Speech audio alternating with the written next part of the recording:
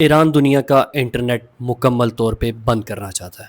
دنیا کی 99% international internet traffic satellite سے نہیں گزرتی بلکہ انڈر سی فائبر آپٹک سے گزرتی ہے۔ یہ کیبلز یورپ کو ایشیا سے، گلف کو انڈیا سے اور مڈل ایسٹ کو باقی دنیا کے ساتھ کنیکٹ کرتی ہے۔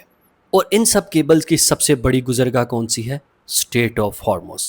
اسٹریٹ آف ہارمز پہلے تو جانا جاتا تھا کہ یہاں سے بہت بڑی دنیا کی آئل کی جو سپلائی ہے وہ گزرتی تھی، مگر ہمارا جو انٹرنیٹ ہے وہ بھی اسٹریٹ آف ہارمز سے ہی لنکڈ ہے۔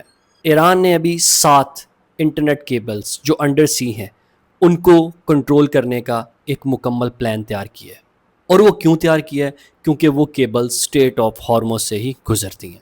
جس طرح پہلے ایران اسٹریٹ آف ہارمز کا فائدہ اٹھا رہا تھا، اب سیم اسی طرح اسٹریٹ آف ہارمز سے انٹرنیٹ کا بھی فائدہ اٹھائے گا۔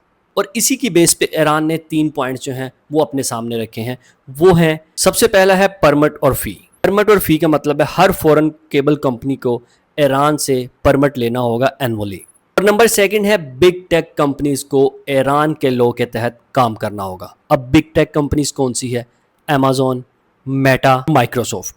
ان کو ایران کے لاء کے تحت کام کرنا ہوگا۔ اور نمبر 3 ہے مونوپولی اینڈ مینٹیننس، مینس اگر وہ فائبر آپٹکس جو گزر رہی ہیں انڈر سی ان کو کوئی مسئلہ آ جاتا ہے، ان کی ریپیئر اینڈ مینٹیننس جو ہے وہ ایران ہی کرے گا، کوئی اور کنٹری نہیں کرے گا۔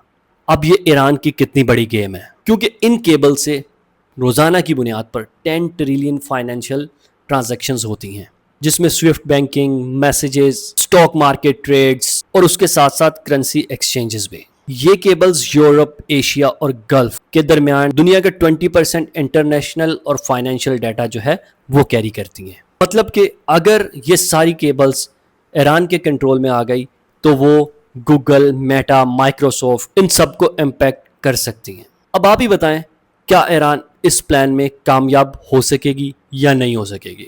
کیونکہ اسٹریٹ آف ہارمز پہلے آئل کی ایک چیک پوائنٹ تھی، مگر اب ڈیجیٹل دنیا کی بھی ایک چیک پوائنٹ بننے جا رہا ہے۔